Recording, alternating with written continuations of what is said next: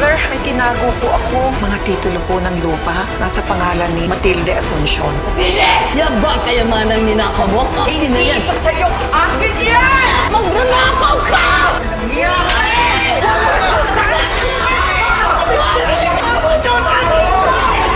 Di na mapipigil ang katotohanan.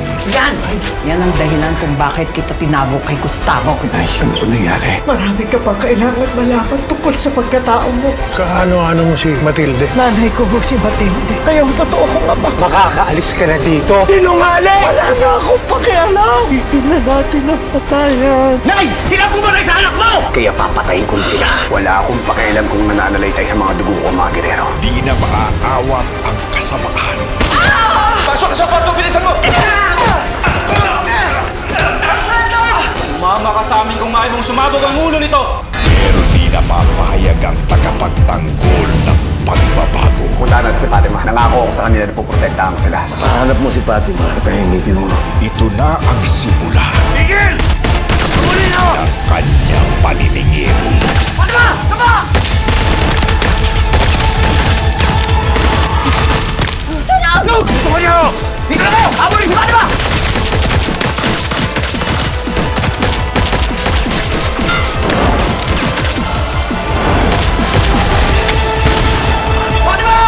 FPJ's Batang Quiapo.